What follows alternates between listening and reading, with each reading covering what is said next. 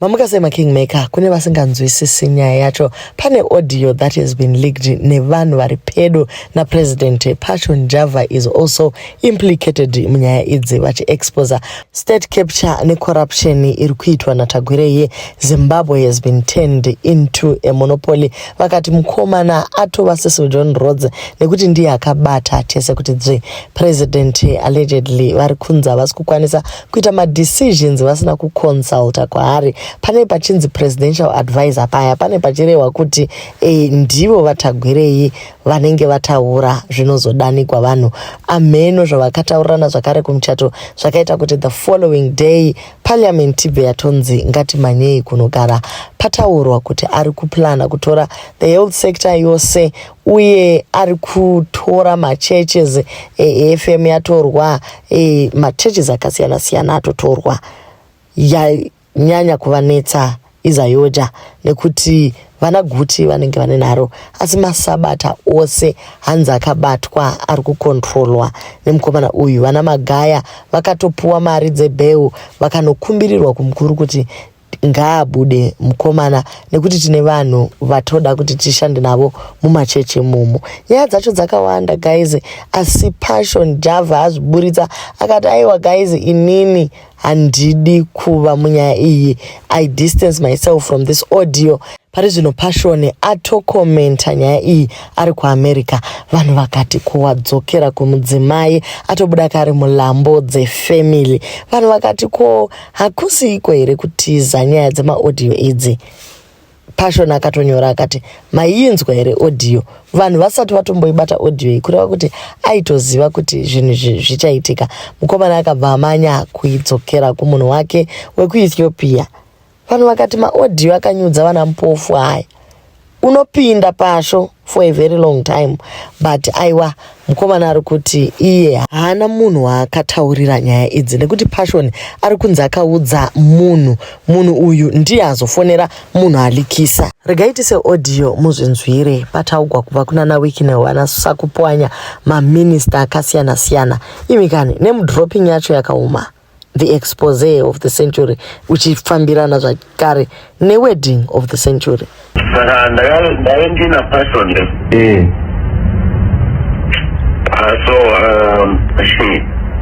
so essentially kuti ndakataura naTagwirei. And the first day it was difficult because I had two more people vanga varipo raitadza kunyatsotaura. But the day before wedding yake ndopatakazonyatsotaura. Saka aiti mfana ndoda kupawo ma-highlights nema-dreams because ndimafana atinozoda kuti va-influence youth. So far I'm a kingmaker. The first highlight on the rabat and said I'm a kingmaker, I'm 50.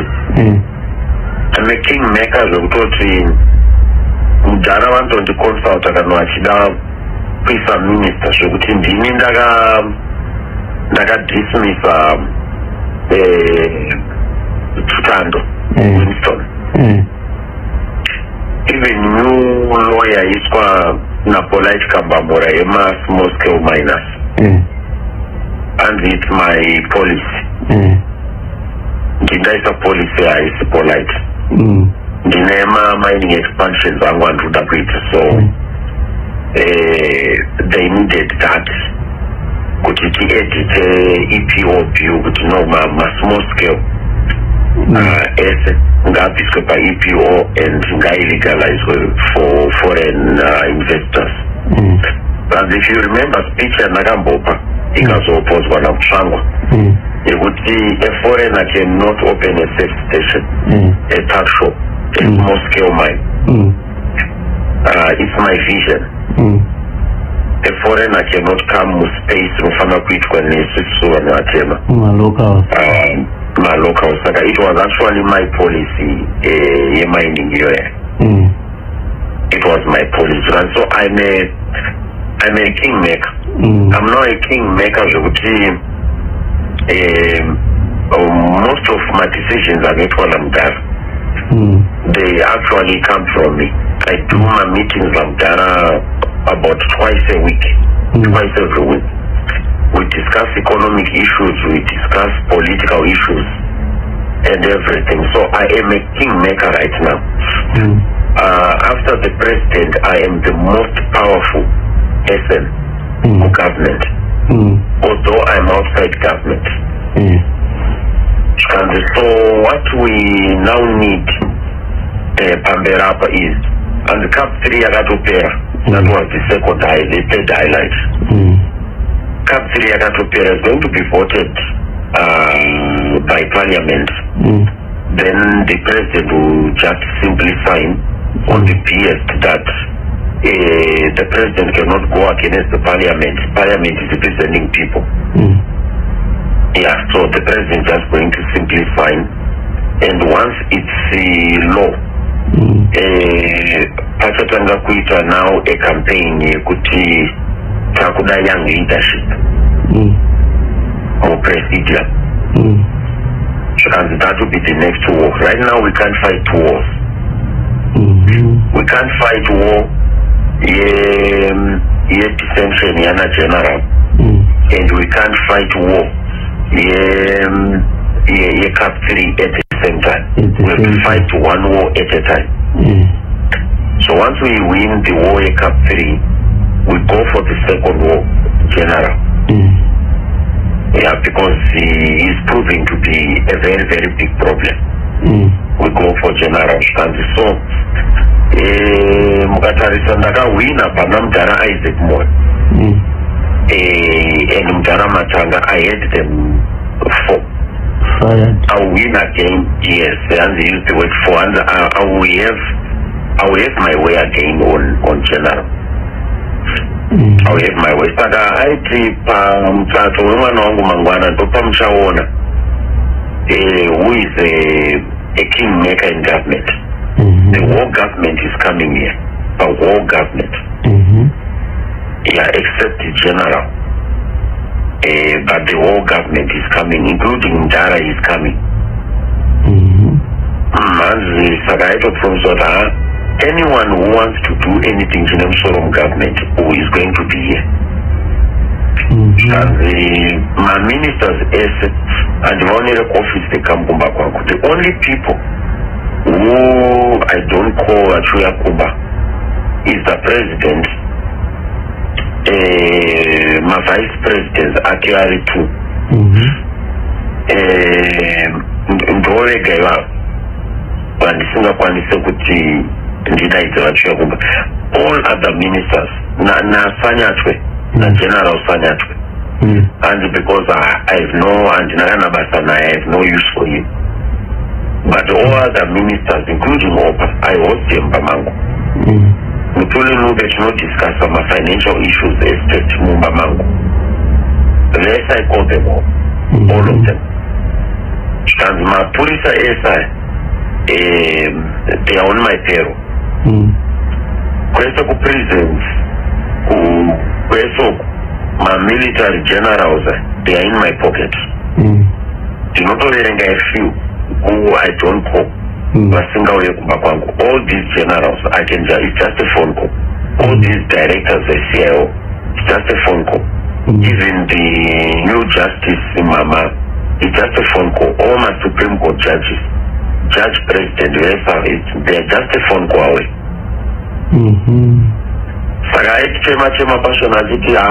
I saw power banata pire. And the imba yake inenge ma drone security mdengo. After every hour kunosunzwa about drone because yakareba 2 kilometers by 2 kilometers irikuna lula. The whole boundary wall is 2 kilometers long. And it's like panenge paine 20 armed securities ninge zichita ma rotations around the house in my AK-47. Tichibvisa vari muperimeter security vari around the house. Vari ngori muyard, they are about 20. Vanhu vanasingatoone vari musango muyard. Then mukati mune vamwe ane vault mumba. Nanzi is a vault mumba. Vault charo charo.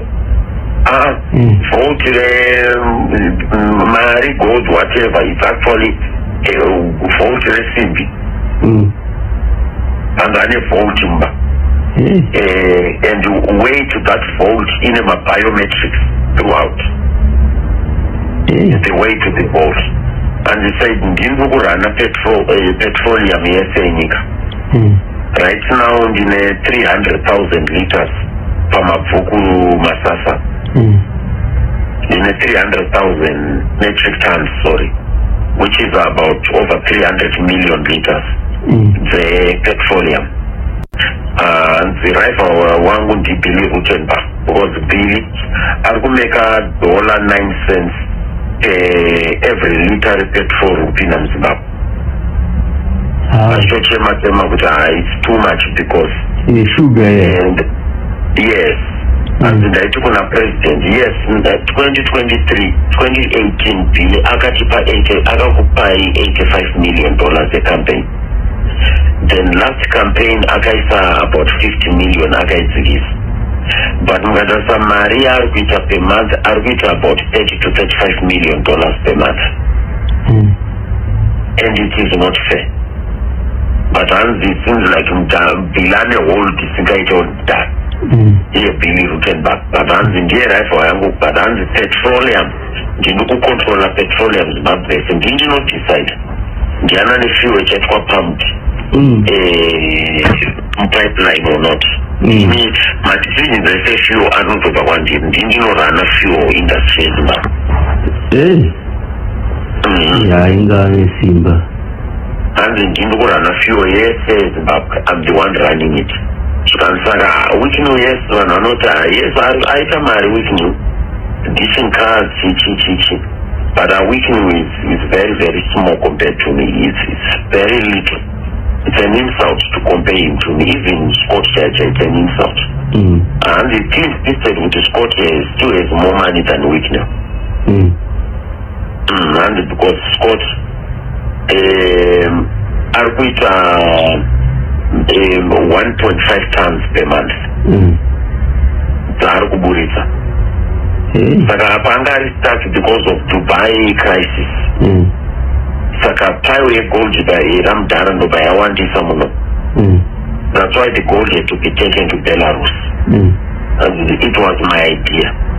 Scott nakatozomupa an instruction to follow there. It was my idea. But Scott anoita 1.5 tons per month gold.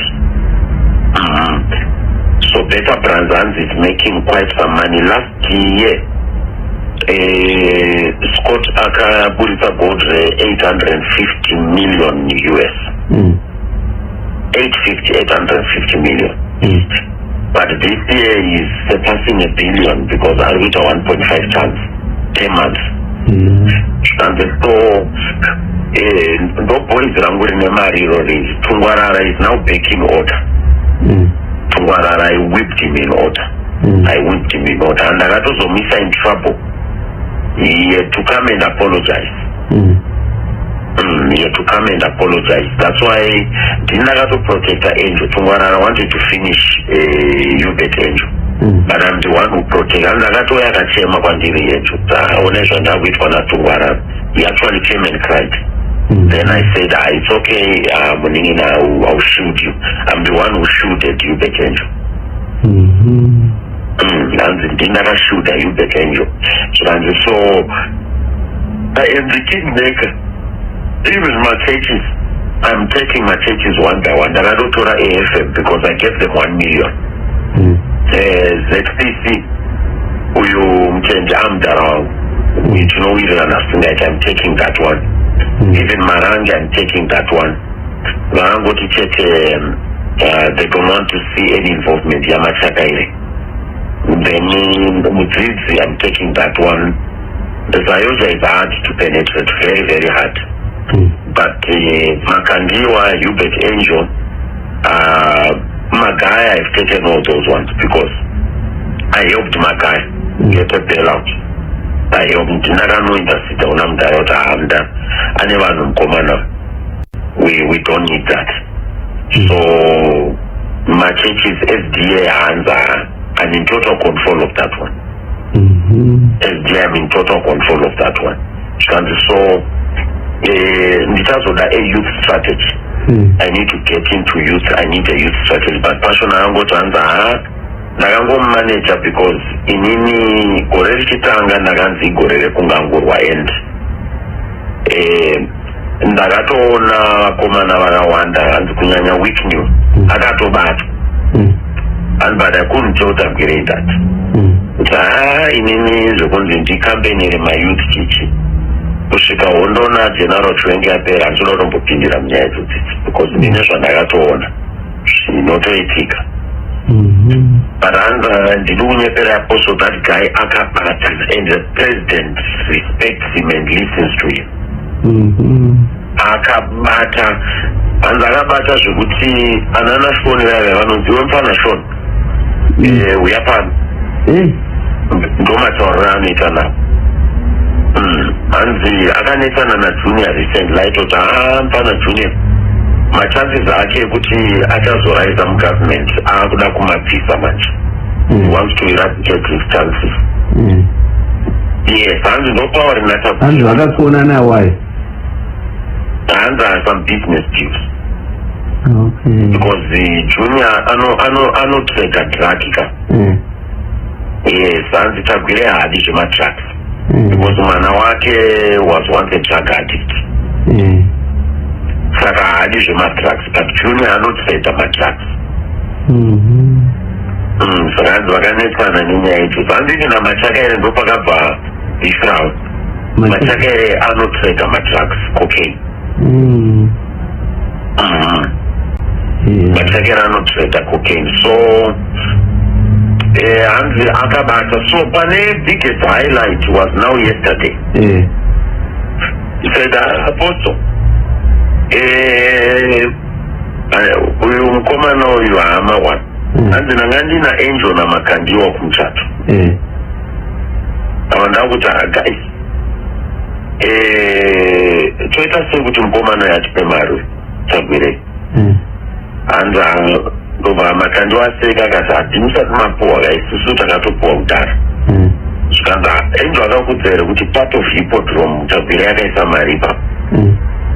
Tagwirei actually owns part of hippodrome yaAngel. Hanzi saka bva vakutoseka. Hanzi kana Makandiwa Tagwirei akanditi amuone baba musimuprofita amuone. Ndikati why do you say that? Zvikanzi kubva pandauya pachange penyu hapana zvamati maona. Ndikati tangoona kuti munoda mwari chichi ndichitoseka naye ndichitomuwanzira kuti ndaonawo mandipa 1 million. Zvikanzi kana mainyasoona chaichayo maikwanisa kuona kuti future president wenyu ndiye. And Makandiwa akati I was shocked.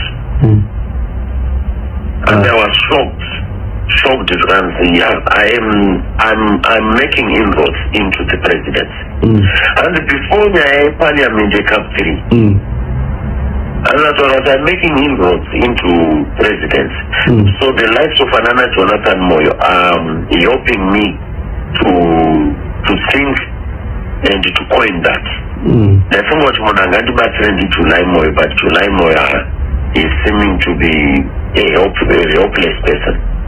But Jonathan, I'm saying, this thing I don't believe that Jonathan's name will come back in politics.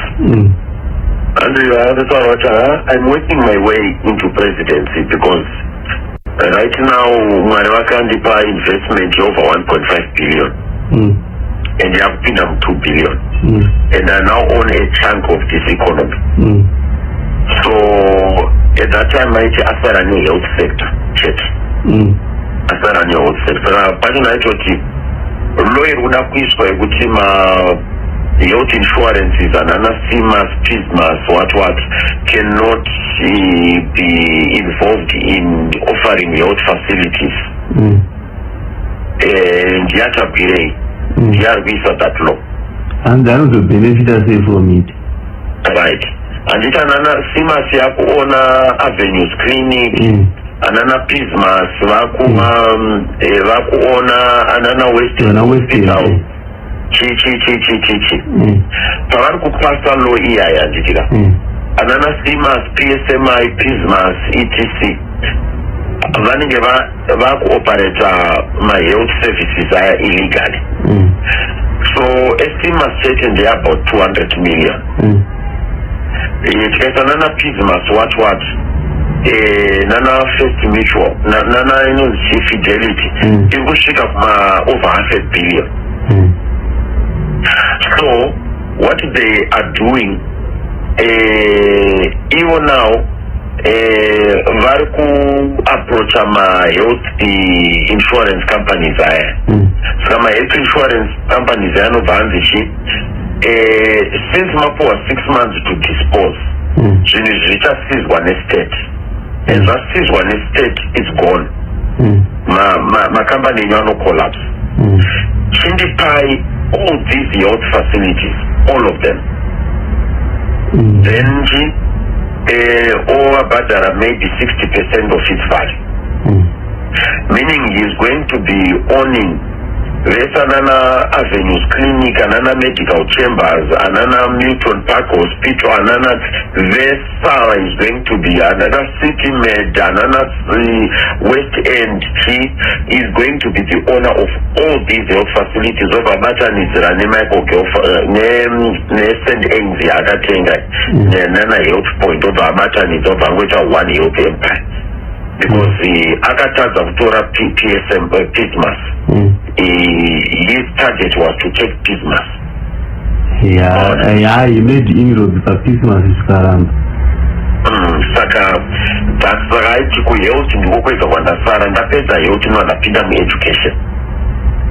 Ari kuda kuita take over education. Saka what he is planning to do, hanzi ari kuda kuisa, ada kucontrola ma-educational dormitories ema-universities ese.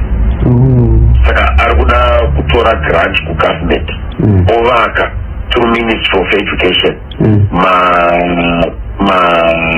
ma-flats muma-university facilities ese around the country. Ma-students accommodation ese anenge mumaoko maiyetakwirei. Then ari kuda ma-grants futi ekuti avake ma-government schools kumamisha nema ghetto urban, vanhu vachipinda chikoro mahara. But thanks yese inenge ichienda kwaari iye takwirei, ndo maplans ese ainawo iwani.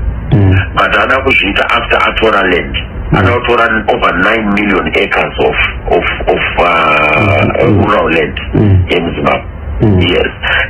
Saka hanzi ane maplans, but hanzi makandiwa ndiye wakatoudza nyaya yekutoti I am the next president.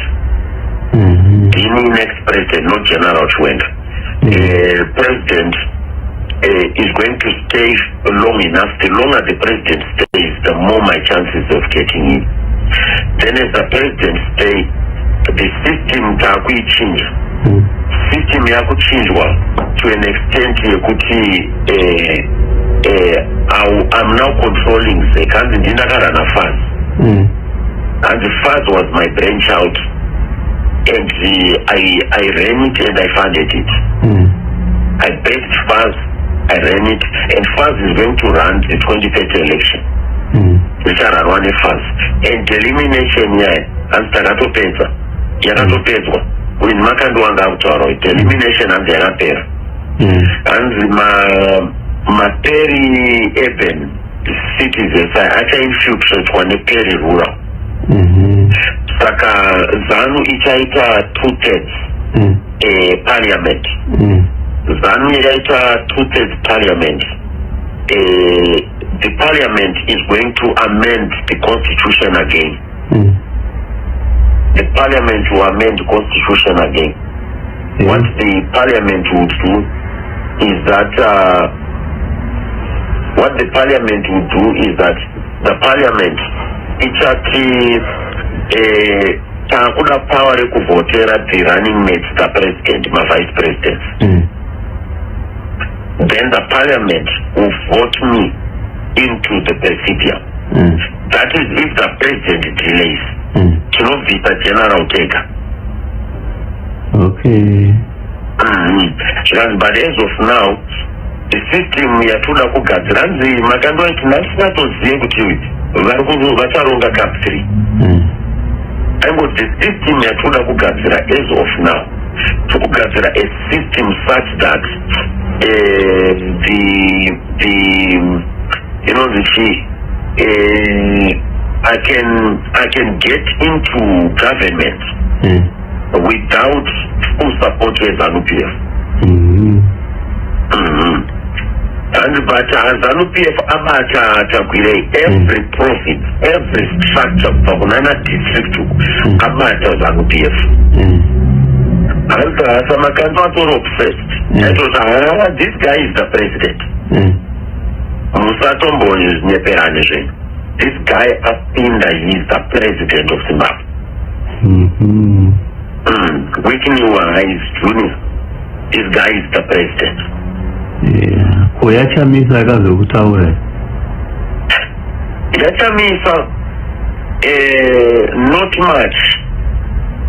Yachamisa anza akangoseka kachara uyo ndimambara uyu. Opposition yakafana Morgan Tsvangirai. Ndimambara uyu. And that's all he said. And said opposition yakafana Morgan Tsvangirai. Uyu ndimambara. Andosaka vakauraya Tsvangirai, that was the other thing. Andosaka vakauraya Tezvara venyu vaTsvangirai because that man, he was a force of nature kwanga kuri kuita kwaMwari, and he had my full support. And he had my full support kwanga kuri kuita kwaMwari, he was a force of nature. But the opposition yakafana Morgan Tsvangirai, uyu ndimambaro. Pakaipa. Pakatoipa. Saka ndonya mukuru yafana kutoziva kuti Tabirei right now is more influential and more powerful than we think. Nishoti zvari kutotaura nishoti ari kuti ndiye ari kutonga nyika. Ndiye ari kutonga nyika. Yes, serious. Vanza ndakasokwa nasona chinziwa mpana iwewe uya pano uya kuno. Ndomataura nditana nashona na Collins. He is in charge and a power is right. And yesterday, personally, almost cabinet was there. Pensek they were there. Ambassador, they were there. Cabinet Mayor, Machichi, Vangavari. Saganzi, Vesana Mtuli Nubera, like this, Avachichi unannounced. By Papa in 12 money counting machines. 12. And a person that ain't got 12 money counting machines. And the Maritanga Chivere for my US Pushkakunua. And there's an Amtulu my envelope, my big envelopes. Emma bricks Emari. But they said unannounced, they said unannounced, Anagarwe. They were saying unannounced. Manzi mariti chipinda mama. Serious breaks emari. Chikuti makandwa na enzo wanzo wakatiza because makandwa na ofisa 5,000. Anza wakatino hapa pa kupisa. Wakatiza. Anza because the makandwa na ofisa 5,000. Enzo these days Anzi is broke. Aga extort when wakati wa eno abuse Anzi is broke. Angel is always like that. Saganza mukomana ne power. Anzo nizona hivi mamoresero walitwa ne ma minister. Vari kumurespect, vari kumonara above them. Ngesa naziyambira vari kutomonara above them. Pakanyanga. But mazengera akaita general apostle Tabirei akavenga general. Hadi kuvaona. Anzi achadzake uri mudhara ndezvekutadza kudzinga general. Pasword yakanditumira ngirini yandakaforwardira yasigauke. Ndakatumirwa napasword ndikati ko iyi maiwana kuti ikanzi ndaiwana from I forgot the name of the guy, but I'm the giant, very tall. I'm security detail ya General Chiwenga, but anoshanda ku OPC. He was once in board cricket. Yaitadza kurikola star but he was once in board cricket. He's a CIO guy. And second yainditi prophet pakungangurwa munoona General Chiwenga assessment yangu ndekuti ndiwo next president. Hanzi saka hanzi kuda kuadvise Tabwire kuti koma madini mimi maenda kunotrema kuna general muapologize. General ndiregerereyo, ndiri mwana wenyu ndakatadza, ndiregerereyo zvese zvamunoti ndakakuitirai zvakaipa taurai ndigadzirise, ndiri mwana, ndimi next president mimi. Hanzi akati hanzi atomboti kuvaona general akavavenga. Kana passion angoti after this romboti ndoti ku UK pandabva ku UK ndozoti USA ndozodzoka indini zvekutoita noise hanzi kana mapicture na ED ndakatomudza kuti usatomboposte mapicture wina ED but I will never post mapicture wina ED don't post and I don't passion usatomboposte mapicture wina ED kana chi because God is not going to allow this to go through for a long time. Saka muzoto affect inini handichatomboite zvokubuda ndichingopengere kana cup 3 handibude ndichisupport ndichita never. Saka pane chiwikira chaita chavaiti ndechagurira chiya vakazopedza here kuchigarira pasi. Not debrief on that. Anobvira uyewo watama haana kuzombotaura nezvazvo. No, hasatandipa. Anga akatotsamwirawo nyaya yekuti haana kuinvitwa kuwedding, saka ndotomudena nhasi nenyaya iyoyo ndozotanga mamwe maconversations. Haana kuinvitwa? Yes, pakainvitwa anakuda Munangagwa, ana junior matwins chichi haana kuinvitwa. Okay. Ngapa katoika. Pane munhu president paanga ari kukwekwe pakaenda antabva kuBelarus akaenda kukwekoko paenda kundovhura hanzi chimegawatt munyati watu watanditi. Mukomana akamuona ngaitaura kuti hanzi he doesn't seem to be okay. Hanzi he looks more frail, pale zvinosingaiti. And he wasn't in his usual mood here. And his own conclusion ndekuti it's either mugovernment pane zviri kuitika zviri kumita unsettle kana kuti ari kurwara. Saka nditi ndaikudzatana kuti tamaiti my auxilia ndovanopa intel kuna Natagwire. That's why these guys are trying to rush my processes. They are behind time. Because of health yemkuru. Saka nzosile ndianopa intel. Saka intel ndekuti aiwa health mamiriro akaita health yemkuru zvinhu ngazvigadziriswe very fast. It's true kuti things is not well. Saka pakaipa. Utasira kuti Mwari akainzwawo munamato eZimbabwe, because you look at this is what we have all been saying. Muona kuti this guy who akazoita president you own the whole country and maZimbabweans hapana zvaanazo kana akatsamwa anogona kungomogedza everything and the country will be on its knees. This guy is Sisu John Roth, full stop. Tabwire is Sisu John Roth. He's worse than that. Don't name raafana kutongopoa. Sisu John Roth. It's his empire. Zimbabwe is his company. He wants to make Zimbabwe his company. Akaita president, it's over. Chitori nani Munangagwa akoninyekwa naTabwire. But Munangagwa akakoninya seapa ari kutongerwa nyika yacho naTabwire wacho. But at least now Tabwire haasi in total control. Tabwire will make Zimbabwe his company. This is John Roth. Still president anakuona over 9 million acres of Zimbabwean land. Kwakazoita president. Anogona kutotika imba yese yaane 25 year lease even imba yako yauri kugara land yemba yako ya 25 years ndindamuridzi weland yes anozviita pakanyangara. I'm hoping this will be stopped. After $20 million gift the wedding is I think my generals are just in and the motorcar high-end motorcar they were overturned. After 20 million I don't know whether it includes those secret donations, secret presents. Then I'm too late.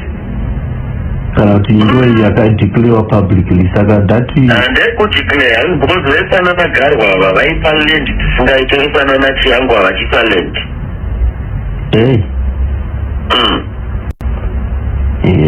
pakaoma.